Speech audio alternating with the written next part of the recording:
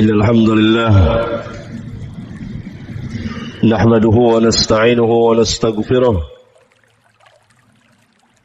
ونعوذ بالله من شرور أنفسنا ومن سيئات أعمالنا من يهده الله فلا مضل له ومن يضلل فلا هادي له وأشهد أن لا إله إلا الله وحده لا شريك له وأشهد أن محمدا عبده ورسوله أما بعد أيها الإخوة sidang Jumat yang saya cintai,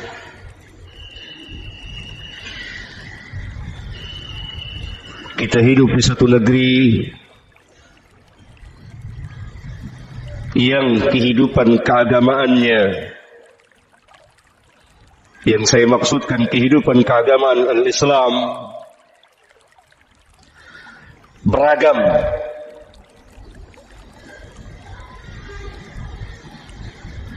Berbagai macam sekte atau golongan atau firqah ada di negeri ini. Mau cari yang mengingkari hadis atau sunnah, ada. Mau cari orang yang beragama tanpa salat pun ada. Dan seterusnya.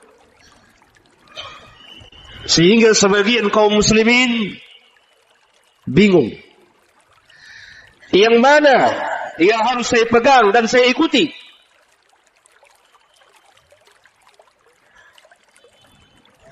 Yang pada hakikatnya,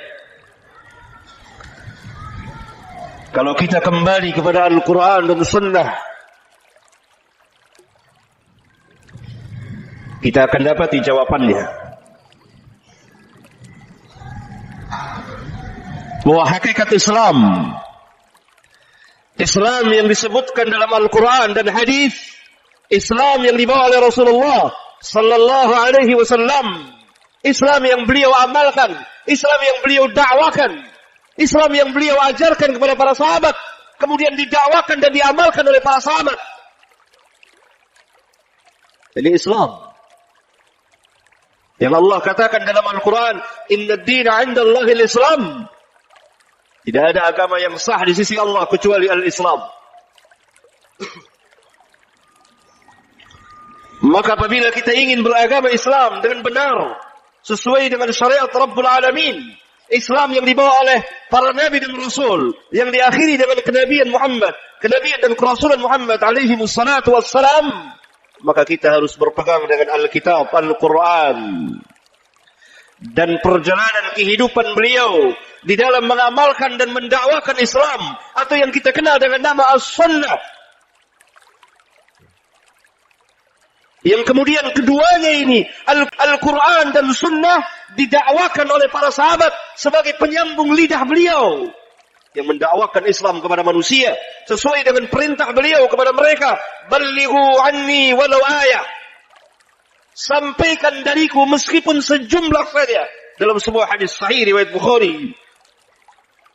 Perintah ini pertama kali Nabi tujukan kepada para sahabat.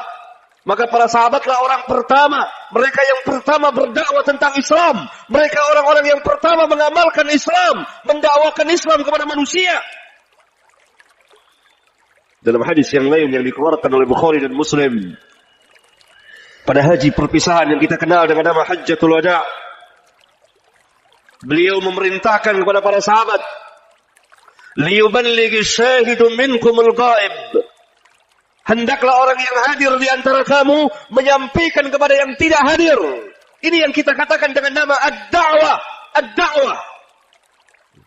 Mengajak dan menyuruh manusia ke jalan Allah tabaraka wa ta'ala. Sebagaimana Allah subhanahu wa ta'ala perintahkan nabinya dan rasulnya yang mulia sallallahu alaihi wasallam, qul hadhihi sabili ad'u ila Allah ala basiratin ana wa man ittaba'ani. Katakan ya Muhammad kepada mereka, inilah jalanku, siratal mustaqim, jalan Allah yang lurus. Aku ajak manusia ke jalan Allah ala basiratin, atas dasar basirah. Basirah adalah burhanun syar'iyyun wa aqliyun.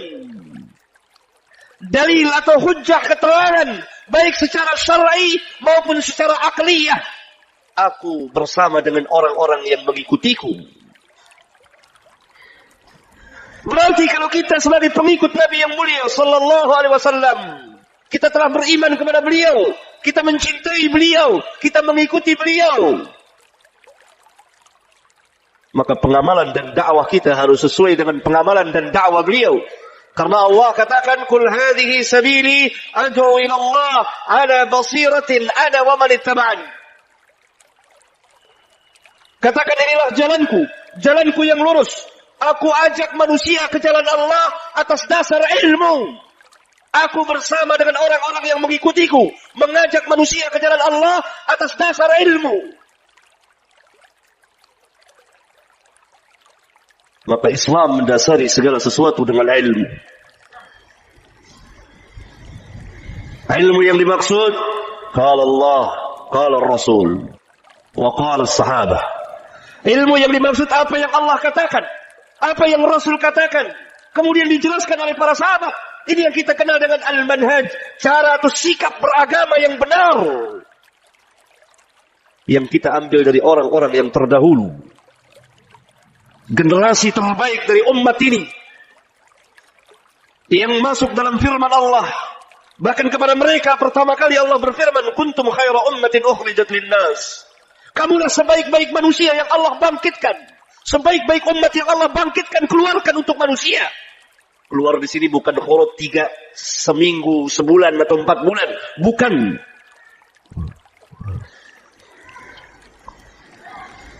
Para sahabat ridwanullah alaihim jami'an, generasi terbaik dari umat ini, di mana Rasulullah sallallahu alaihi wasallam pernah bersabda dalam sebuah hadis mutawatir dikeluarkan oleh Bukhari, Muslim, Ahmad dan lain-lain, khairun nas qarni, thumma alladhina yalunahum, thumma alladhina yalunahum. Sebaik-baik manusia, dalam riwayat yang lain dikatakan khairukum, sebaik-baik kamu. Dalam riwayat yang lain dikatakan khairu hadhil ummah, sebaik-baik umat ini. Dalam riwayat yang lain dikatakan khairu ummati, sebaik-baik umatku yang hidup pada zamanku, para sahabat. Kemudian yang sesudah mereka, tabi'in. Kemudian yang sesudah mereka, tabi'ut tabi'in. 3 generasi terbaik dari umat ini. Maka kita mengambil agama dari mereka. Bagaimana cara mereka beragama? Bagaimana mereka mengamalkan Islam? Bagaimana mereka mendakwakan Islam? أقول قولي هذا وأستغفر الله لي ولكم.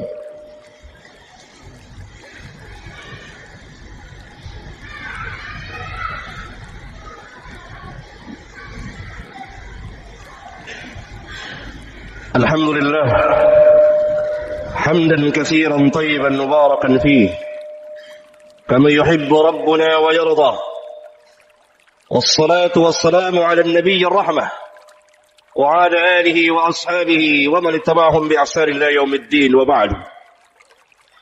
Sidang Jumat yang saya cintai, ada salah satu firqah, kelompok yang berkembang di negeri kita ini sejak 20 tahun lebih yang lalu, yang ajarannya sangat sesat dan menyesatkan. Bahkan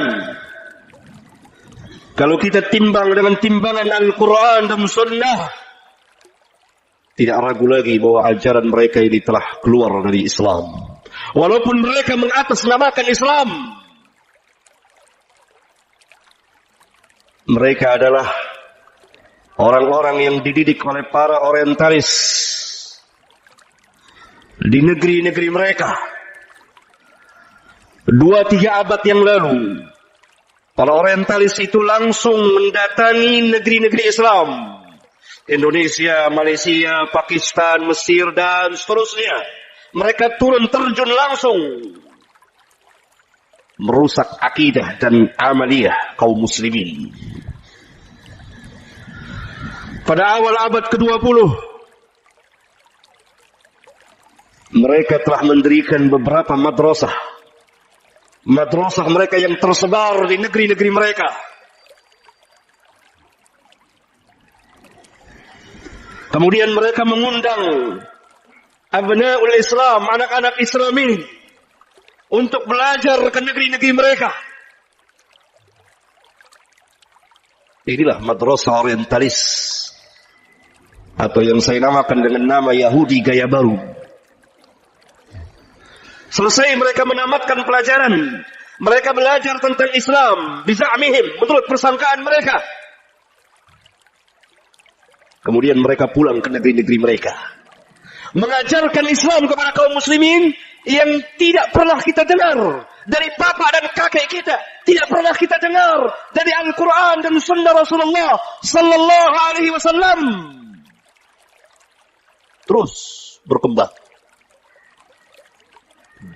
Mereka pun membuat perguruan, madrasah-madrasah kecil di negeri-negeri kaum muslimin. Apa inti ajaran mereka? Dan ini tersebar di sebagian perguruan Islam.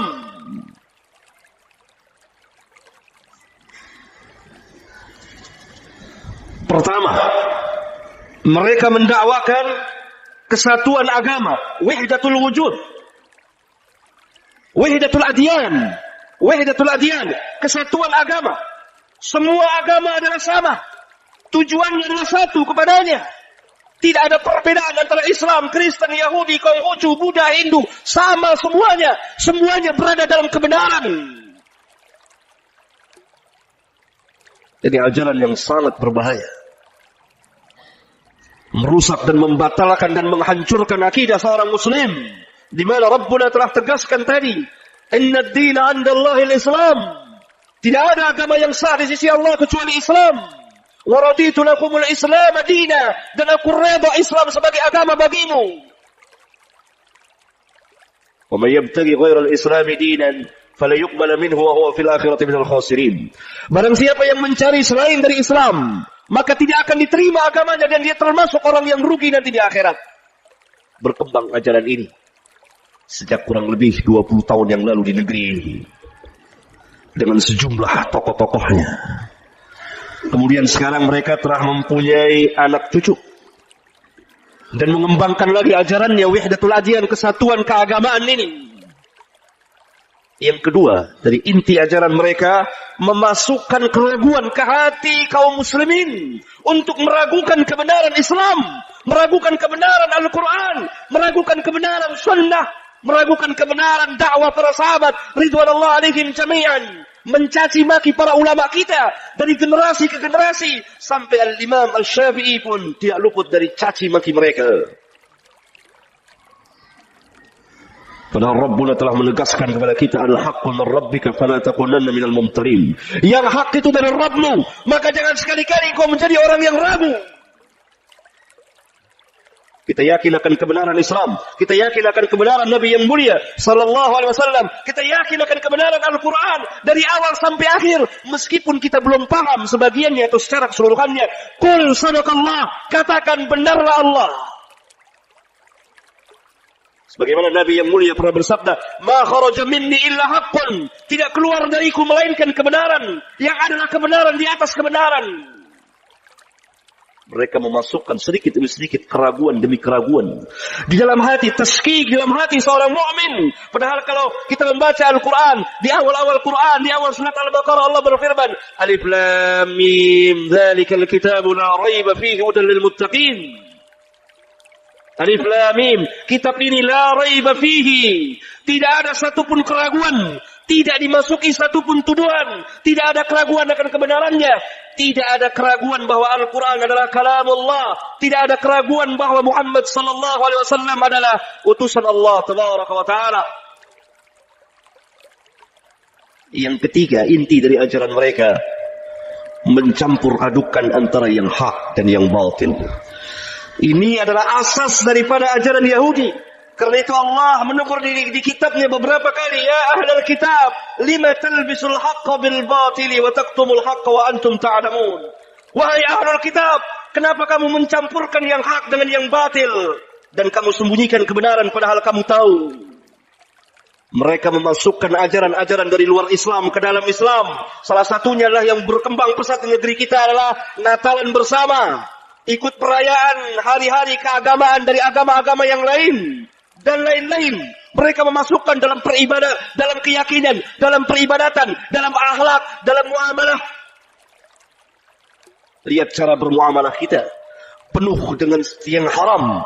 Lihat bank-bank konvensional yang ada ini. Ini adalah bank-bank ribawiyah. Orang pertama yang membuat bank konvensional adalah al-Yahud. Orang-orang Yahudi. Yang keempat, inti dari ajaran mereka adalah meninggalkan ketaatan kepada Allah sedikit demi sedikit untuk menuju kepada kemutlakan. Tidak ada taat kepada Allah dan Rasulnya. Oleh karena itu kita lihat seorang mahasiswa di perguruan muslim, dia tarkus salat, meninggalkan salat bukan karena malas, tapi karena keyakinan memang salat tidak wajib. Fa inna lillahi wa inna ilaihi raji'un. Mudah-mudahan khutbah ini bermanfaat bagi khatib dan jamaah. Allahumma ighfir lil mu'minina wal mu'minat wal muslimina wal muslimat al ahya'i minhum wal amwat. Rabbana atina fid dunya hasanah وفي الآخرة حسنة وقنا عذاب النار والحمد لله رب العالمين. Assalamualaikum warahmatullahi wabarakatuh. Sampai jumpa kembali di World Islam Channel.